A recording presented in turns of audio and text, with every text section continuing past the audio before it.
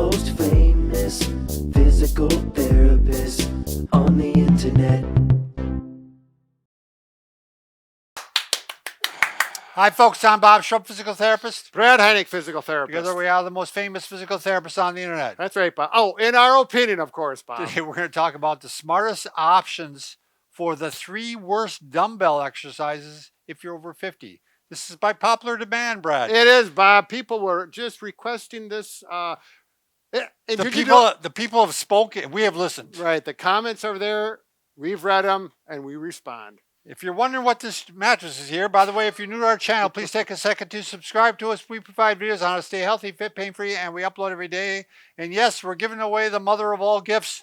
Go to bobandbrad.com, go to the giveaway section, sign up to get a mattress. That's right, from the Sleepovation. 700 tiny mattresses. It's comfortable. Yeah, it's the most comfortable mattress we've ever tried. Today, you can also go to Facebook, and it'll be pinned to the top of the page. Twitter, Instagram, TikTok, if you want a 60-second version of our program. And yes, sirree, Bob, we have a podcast. Yeah, podcast. This is the mattress. Yeah, 700 mattresses. It's got air channels. Very comfortable. This is just a sample of one. Yeah, you won't even be able to look at the squares. Yeah, it comes with a cover all on it. It's got a pillow. And the pillow's unique. It's got little springs in it. But you can't feel them unless you tear it apart like we did with this one, just to show you. Yeah, I'll take this out, Brad, since you're talking. Carry on. Bob, we've had a lot of people view this recent video about the dumbbell exercises that are the worst. How do we do them correctly? So we went ahead and we developed it, and we're going to show you. We got the answers for you. Top to bottom. So here we go. Let's start out. The first one was the shoulder abduction. Let's get some dumbbells out here. We got these cute little green ones. No, I want to show. Oh, you're going to show first. Okay. So, we said don't do this particularly above 90 degrees. So, easy option. Bob's going to demonstrate. Yeah, this is a great way to do it. This is, these are small muscles. They don't need that much weight, even if you're a big guy. Sideline is the safest way to do this. Yep. And actually, you can take it up to about just 45 degrees here. Right. And there's no chance of impingement then. You've got the shoulders nice and safe, but you're still getting strengthening. That's right. So this is really good for somebody who's having trouble with the rotator cuff. Sure. This is a great one to do. Also, this one actually. Right. Well, yeah. that's another story. That's another story. There's some options. If you happen to have bands or loop bands, there's a couple options that also is nice. I'm going to show with a band with a handle. With my right hand, you only do one shoulder at a time, just like lying on your side. Bob's going to show you if you happen to have the loops, and you'll stand up. And the nice thing about the loops is like ours come with the handle as well. But you don't have to have the handle. You can just grab the loop. Right, and these are actually pull-up assistive loops, they call them. But Bob, let's not get off on another story. Okay. That's a whole nother routine. So we're going to do this. And again, step on the opposite leg so you get a better angle of force. Yes. So it's more like sideline. And again, go to that 45, 50 degree. Just don't come up to here. We don't want that. You can easily adjust the resistance by where you step on the band or just get a different color band. That's one of the advantages of bands over the dumbbells. But either way, whatever you prefer to do. There you go. All right. Now, the last one, now this is something I came up with since I started the loop bands. You're going to need a little heavier loop, but I really like this one. It not only works at middle deltoid, it gets the upper traps. It really makes you feel kind of strong like bull. So you go like this. You're going to need a wider loop band more than likely.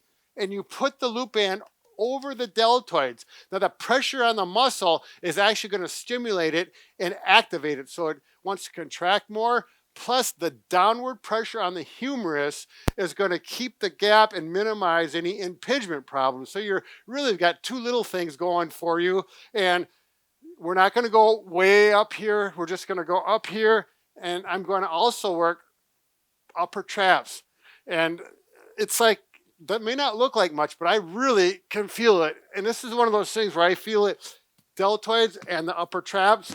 And when you get done, you just feel like you've done a lot more than the other way. As you said, Brad, actually putting the shoulder in a good position. Yeah. It's putting that humerus right into the socket. where it's supposed to be. Help right. stabilize it. So, if you want to try that and see how it goes, I'm really happy with myself. Again, good for rotator cuff problem. Right. That's Exactly.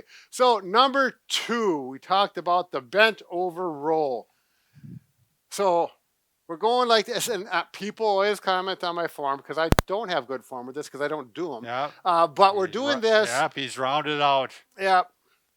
So anyways, the whole idea with this is, you're doing some static or isometric back strengthening, but I think people mostly do this exercise because they want this arm and shoulder strengthening.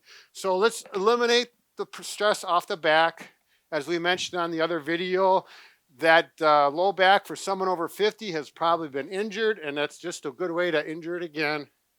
So if you got a stool, put a pillow on it, your chest on it like so, and there you go. Absolutely no stress on the low back, and we're getting all the strengthening, the same strengthening we've done.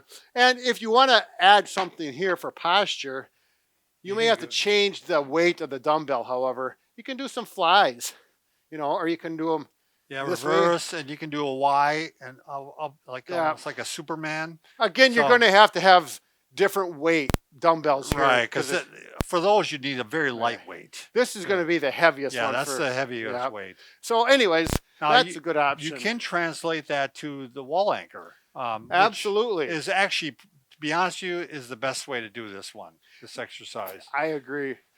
So if you have a wall anchor, but if you got the bands, you can hook it to a wall anchor, whatever you have, a doorknob or something of that nature. And then now we're actually going to add strengthening to the back, but we're in an upright position. And also core. Yep. Back is part of the core, but you're just overall getting that full core. Right. And the back is in a good neutral position, not like you're all hunched over. And we're going to work this type of thing. And, you can put multiple bands on so you get that right resistance. And if I need more, I just step back farther and work that. Oh, man, that's a good exercise. Okay. And Brad, what I like to do actually is, and I may not even be able to do it with this one because you can't have too many bands when you do it. What are you talking about, Bob? I'm going to go like this, and you can actually externally rotate. That's all you got to do is take a band off. off. Yeah. So you can externally rotate, put shoulder blades together, and you're externally rotating the shoulder, which helps, work against that internally rotated shoulder. So it's a postural benefit as well as that rotator cuff. So you're really getting more benefits doing this as opposed to just the roll. Right. And when you do bands, it's just limitless on how many exercises you can do with it. I mean, exactly. As far as your imagination will take you.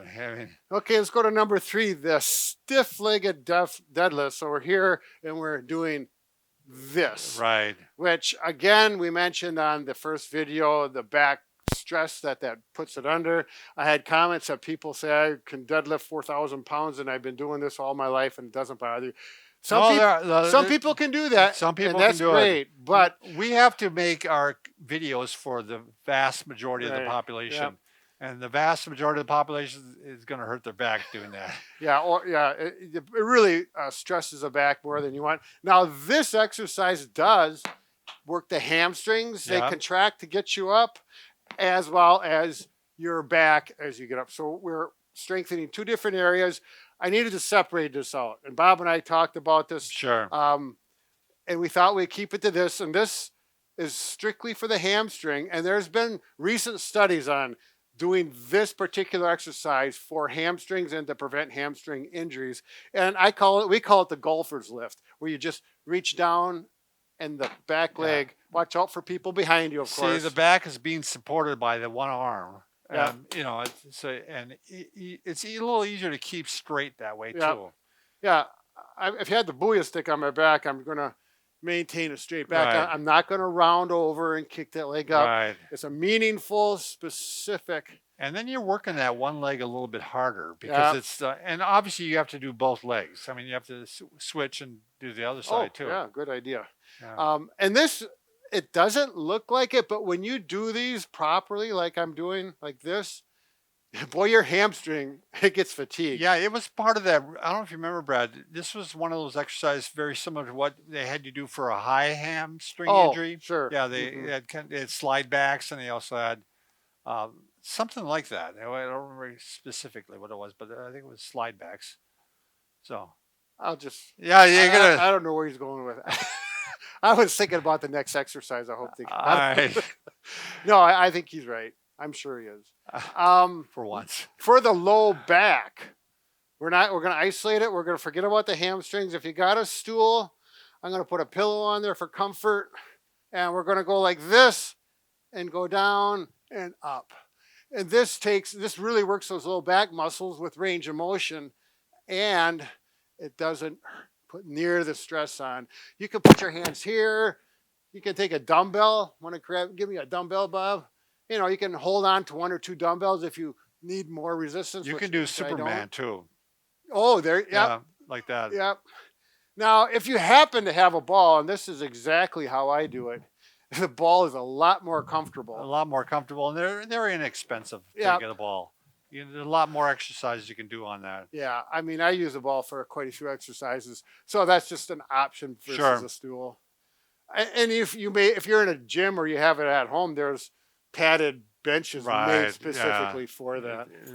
Because you may not have a stool like that at home. Right, either, so. right. And, what are you going to do? Yeah. You can get yourself a ball. I got 2 extra ones. Have yourself a ball. So, all right. So I hope we satisfied your questions about what are the options. And so these are the smartest options for the 3 worst dumbbell. Right? Did you get that in the title? I got it. I got smart, dumbest? dumb. Yeah. I thought that was smartest dumbbell, not smartest worst. I always wondered, how do they come up with, why do they call it a dumbbell? It doesn't look like a bell for one thing, and why it's dumb, I don't get it. It's not like breakfast where you break the fast. Break the fast from sleeping all night where you didn't eat, but this is dumbbell. I don't get it. So someone in the comment section, please answer the big question. Help us. Why is this a dumbbell? Where's Karen when we need her? Who's Karen? She's the one that corrected our language. Oh, yeah. The English major. She probably got the PhD. All right. Well, Karen, or all the Karens out there. All the Karens out there.